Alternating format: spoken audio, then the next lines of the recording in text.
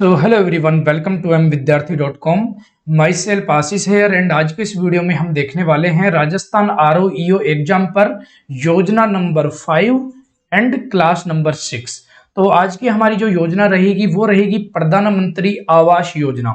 इसको शॉर्ट में हम बोल सकते हैं प्रधानमंत्री आवास योजना अर्बन, यानी कि हम शहरी क्षेत्रों के बारे में प्रधानमंत्री आवास योजना के बारे में आज जानेंगे। काफी ज्यादा इंपॉर्टेंट ये योजना है, यहाँ से क्वेश्चन आने का चांसेज है। ठीक है, चलो शुरू करते हैं। डिटेल एक्सप्लेनेशन हम देखेंगे।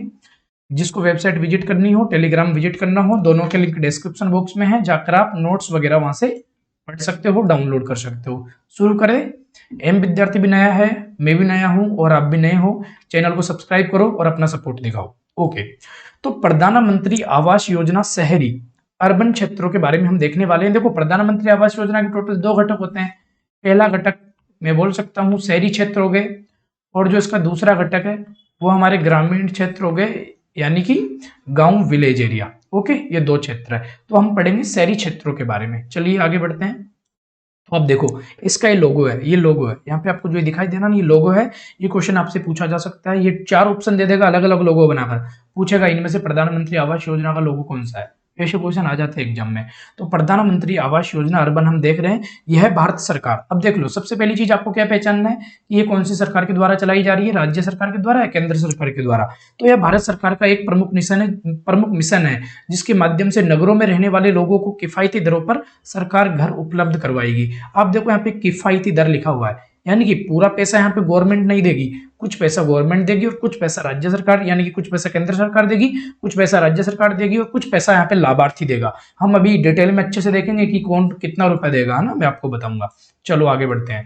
इसकी स्टार्टिंग कब हुई थी, डेट आपको याद रखनी है, एग्जाम में क्वेश्चन आ सकता है। इसकी स्टार्टिंग हुई थी 25 जून 2015 को। बाकी की जो पुरानी 4 से 5 योजनाएं मैं करवा चुका, 4 योजना, उसके बारे में भी आपको डेटा याद रखनी है। ठीक है, इसका ध्येय वाक्य क्या है, इसका जो उद्देश्य है वो क्या है, सभी के लिए आवास। शहरों में जो भी यहाँ पे रोड पे झुग्गी तान के रह रहा है, जो फुटपाथ पे सो रहे हैं, उनके लिए देखो ये 2015 में स्टार्ट हुई थी। इसका उद्देश्य यही था कि यहाँ पे 2022 तक, जब हमारे देश में अभी जस्ट थोड़े दिन पहले 15 अगस्त आया था, 75वीं वर्षगांठ थी, यानी कि, तो आपको पता ही होगा कि यहाँ पे जो उसको अमृत महोत्सव के रूप में मनाया गया था।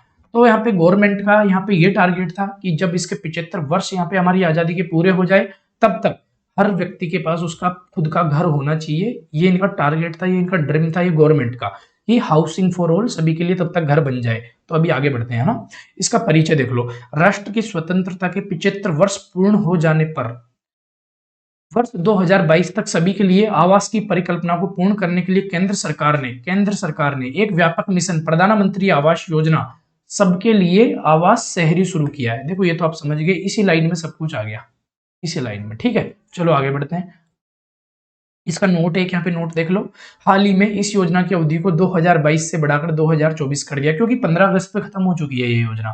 तो इसके यहाँ पे 5 में मतलब कितने साल हो गए, 7 साल पूरे हुए थे, लेकिन इसका जो टारगेट था वो 2022 तक था। तो फिर यहाँ पे सब लोगों को अभी तक घर नहीं मिला था, तो इन्होंने फिर से इसकी डेट बढ़ाई और 31 दिसंबर 2024 तक इस डेट को कर दिया। इसका उद्देश्य क्या है, इस योजना का उद्देश्य बेघर, आर्थिक दृष्टि से कमजोर, आय वर्ग, वार्षिक आय 3 लाख रुपए से कम, जो आपके ईडब्ल्यूएस कैटेगरी में आते हैं ना, इकोनॉमिक वीकर सेक्शन, उनकी आय यहाँ पे 3 लाख से कम होती है। वह अल्प आय वर्ग, वार्षिक आय 3 से 6 लाख, अभी मैं आपको बताऊंगा आगे चलो थोड़ा, के परिवारों को सस्ते आवास उपलब्ध करवाना है। अगर ये समझ नहीं आया हो तो घबराने की जरूरत नहीं, थोड़ी देर में आगे आएगा, वहां डिटेल में समझाऊंगा। एक और नोट है, इस योजना में कुल 20 लाख घर बनाने गवर्नमेंट को, हमारे पूरे इंडिया में। कहा, पूरे इंडिया में 20 लाख घर, काफी कम नहीं लग रहे आपको, एक कम है, लेकिन यहाँ पे गवर्नमेंट का पैसा लगता है तो पैसा कम नहीं है, घर कम है। तो इस योजना में कुल 20 लाख घरों के निर्माण करवाने का लक्ष्य रखा गया है। निर्धारित लक्ष्य, पहला फेज अप्रैल 2015 से 2017 तक चला था, जिसमें 100 से भी अधिक शहरों में घरों का निर्माण हुआ। सेकंड फेज 2017 से 2019 तक चला था, जिसमें 200 से भी अधिक शहरों में घरों का निर्माण हुआ। ठीक है, फिर यहाँ पे थर्ड फेज आया। थर्ड फेज चला 2019 से लेकर 2022 तक, 2019 मार्च से 2022 तक चला था, अप्रैल 2019 से मार्च 2022 तक, जिसमें बाकी बचे लक्ष्यों को पूरा किया गया। ठीक है, अब वापस इसका चौथा सेक्शन भी चालू हो गया, हम बोल सकते हैं चौथा फेज भी चालू हो चुका है, और ये 2024 तक चलने वाला है। ठीक है, कार्य क्षेत्र देख लो एक बार। कार्य क्षेत्र क्या है, इस योजना के प्रमुख 4 कार्य क्षेत्र है। पहला, लाभार्थी के नेतृत्व में व्यक्तिगत घर का निर्माण करना, किसी के लिए इंडिविजुअल घर बनाना, किसी फैमिली के लिए। सेकंड, स्वस्थान मलिन बस्ती, बस्ती पुनर्विकास करना, कोई बिल्कुल एक बस्ती होती है ना जो पूरी ऐसे मतलब एक मतलब समझ रहे हो आप, बिल्कुल कच्ची है, उसको डेवलप करना बस्ती को। थर्ड, क्रेडिट लिंक्ड सब्सिडी के माध्यम से किफायती आवास, अगर आप इससे यहाँ पे लोन लेते हो तो यहाँ पे आपको इसके द्वारा सब्सिडी मिलेगी, क्रेडिट लिंक्ड सब्सिडी आपको यहाँ पे मिलेगी अगर आप लोन लेते हो तो। फोर्थ, साझेदारी के माध्यम से किफायती आवास, बैंकों के द्वारा साझेदारी की जाएगी। ठीक है, आगे बढ़ते हैं, डिटेल में पढ़ेंगे, घबराओ मत, अभी सब समझ आएगा आपको। अगला नोट, इस योजना के तहत जो आवास दिए जाते हैं उनका मालिकाना है किसी वयस्क महिला जो 18 साल से ज्यादा उम्र है किसी की, तो किसी वयस्क महिला के नाम उसको जो भी मकान बनाया जाएगा उसके नाम किया जाएगा, या फिर पुरुषों के साथ संयुक्त रूप से, मतलब इंडिविजुअल पुरुष के नाम नहीं किया जाएगा, या तो पुरुषों के साथ संयुक्त रूप से किया जाएगा या फिर किसी वयस्क महिला के नाम किया जाएगा। ठीक है, नोडल विभाग क्या लगता है, इंपोर्टेंट हो जाता है। ठीक है, आवासन एवं शहरी कार्य मंत्रालय, भारत सरकार। मैंने आपको लास्ट वाली वीडियो में ट्रिक बताई थी ना, जहां भी मंत्रालय आ जाए मतलब वो केंद्र सरकार की योजना है, ये ट्रिक, जहां विभाग आ जाए मतलब राज्य सरकार की योजना है। ठीक है, क्रियान्वयन याद रखना, आवासन एवं शहरी कार्य मंत्रालय, भारत सरकार।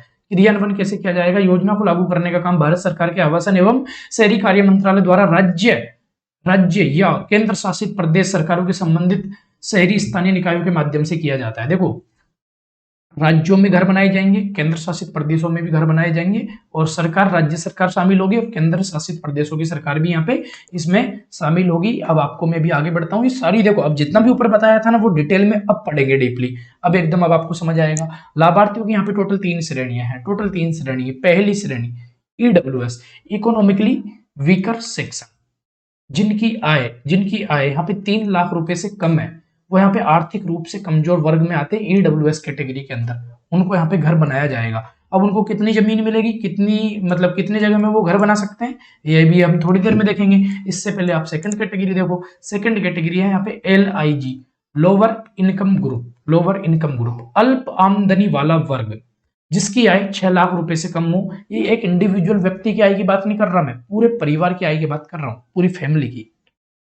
दो हो गए, थर्ड MIG, पहला AWS था, सेकंड आपका LIG था, थर्ड आपका MIG, मिडल इनकम ग्रुप, मध्यम आमदनी वाला वर्ग, जिसकी आय यहाँ पे 12 लाख रुपए से कम है ना, आप लिख लेना, जिसकी आय यहाँ पे 12 लाख रुपए से कम, ये आय हो गई, और ये 12 लाख रुपए से कम होनी चाहिए, 12 लाख से कम, वो आएगा यहाँ पे मिडल इनकम ग्रुप के अंदर।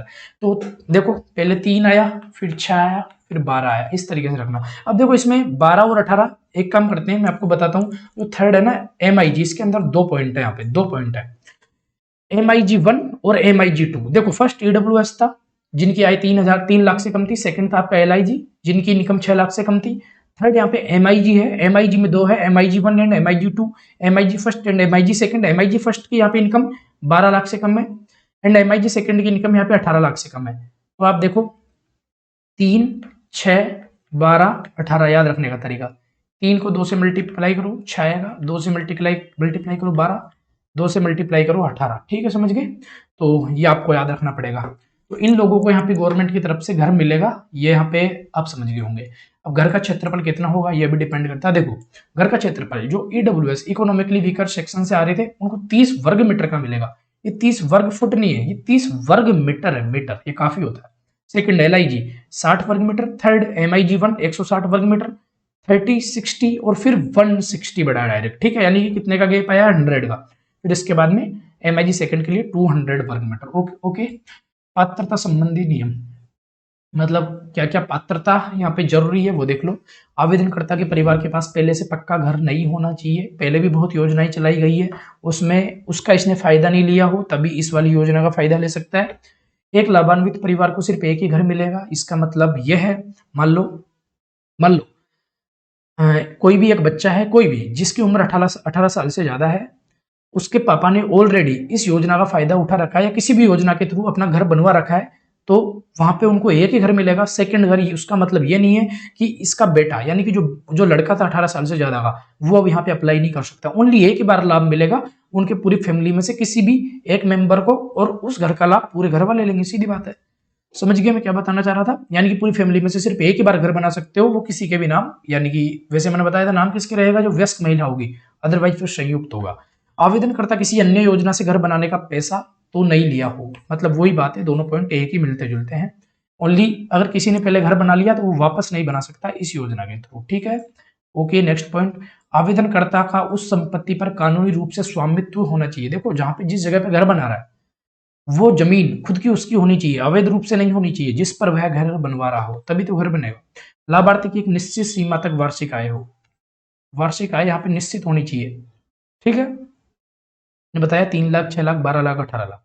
विशेषताएं, इस योजना के तहत मकान बनाने के लिए 2.67 लाख रुपए तक की सब्सिडी भी मिलती है। मैंने बताया था ना थोड़ी देर पहले आपको ऊपर, 2.67 लाख रुपए तक की सब्सिडी भी मिलती है। यह राशि लाभार्थी के ऋण के ब्याज में से कम की जाती है। देखो अच्छे से समझो, यह राशि लाभार्थी के ऋण यानी कि लोन के ब्याज में से कम की जाती है। सिंपल सी बात, मान लो किसी व्यक्ति ने घर बनवाया, उसने 10 लाख रुपए का लोन लिया, तो यहाँ पे गवर्नमेंट कितनी सब्सिडी दे रही है? यह सब्सिडी 2.67 लाख तक लिखा हुआ है, यानी कि अप टू 2.67 लाख तक मिलेगी सब्सिडी। 1 लाख भी मिल सकती है, 50,000 भी मिल सकती है, 2 लाख भी मिल सकती है, 2.67 लाख भी मिल सकती है। तो मान लो 10 लाख रुपए का ब्याज लिया, लोन लिया, तो उस लोन का जो ब्याज होगा, जो बैंक लेगा, वो ब्याज कौन देगा? वो ब्याज देगी यहाँ पे कौन? गवर्नमेंट, गवर्नमेंट देगी वो ब्याज। तो मैंने आपको थोड़ी देर पहले बताया था ना, पूरा पैसा यहाँ कभी भी गवर्नमेंट नहीं देती, ना तो केंद्र सरकार देगी ना राज्य सरकार देगी। यहाँ थोड़ा बहुत केंद्र सरकार, थोड़ा बहुत राज्य सरकार, थोड़ा बहुत लाभार्थी, इस तरीके से दिया जाता है। वो बैंक को डायरेक्ट दे दिया जाता है, बैंक को डायरेक्ट दे देगा जिससे लोन लिया है। बाकी का जो पैसा बच रहा है वो सीधा सीधा कहाँ पे आएगा? देखो इस योजना के तहत मिलने वाली राशि और सब्सिडी राशि डायरेक्ट उम्मीदवार के बैंक खाते में आएगी। समझ गए? इससे भ्रष्टाचार नहीं होगा, इससे भ्रष्टाचार की संभावना न्यून रहती है। ओके, आगे बढ़ो। अब मैंने बताया था पैसा कौन कौन कितना कितना देगा, समझ लो। वित्त पोषण, एक तरफ यहाँ पे केंद्र सरकार है, एक तरफ यहाँ पे राज्य सरकार है। अब यहाँ पे 3 कैटेगरी है टोटल, एक पहला मैदानी राज्य, दूसरा उत्तर पूर्वी राज्य, टोटल इसके अंदर 7 राज्य आते हैं ना। थर्ड आपका हिमालय क्षेत्र। फर्स्ट, मैदानी राज्यों में 60% पैसा केंद्र सरकार देगी, 40% पैसा राज्य सरकार देगी, बाकी का वो होगा जो यहाँ पे लाभार्थी को भी देना पड़ता है। सेकंड, उत्तर पूर्वी, यहाँ पे क्या होगा? 90% राशि कौन देगा? 90% राशि यहाँ पे कौन देगा? ये केंद्र सरकार देगी, 10% देगी यहाँ पे राज्य सरकार। थर्ड, हिमालय क्षेत्र, 90% राशि केंद्र सरकार देगी एंड 10% राशि कौन देगा? राज्य सरकार देगी। जैसे जम्मू एंड कश्मीर हो गया, ये अब राज्य नहीं रहा है, केंद्र शासित प्रदेश बन गया। हिमाचल प्रदेश हो गया एंड उत्तराखंड हो गया। ठीक है, ये 3 आ गए आपके हिमालय क्षेत्र में। नेक्स्ट पॉइंट, इस योजना को स्वच्छ भारत योजना से भी जोड़ा गया है। इसके पहले मैंने स्वच्छ भारत मिशन आपको पढ़ाया था, मैंने उसमें मैंने आपको बताया था उसका टारगेट क्या था, जो लोग बाहर शौच करने जाते थे उनको रोका जाए। इस योजना को स्वच्छ भारत योजना से भी जोड़ा गया है, जिसके अंतर्गत बनने वाले शौचालय के लिए स्वच्छ भारत योजना के तहत 12,000 रुपए, ये 12,000 अलग से मिलेंगे भैया। इसके लिए शौचालय बनाने के लिए, टॉयलेट वगैरह के लिए अलग से आवंटित किया जाएंगे। समझ गए? बहुत अच्छी योजना है, डेफिनेटली सरकार काम कर रही है भाई। ठीक है, मैंने बता दिया। अब आपको क्या क्या याद रखना है? आपको क्या क्या याद रखना है? पहला आपको क्या क्या याद रखना है मैं समझा देता हूँ ना।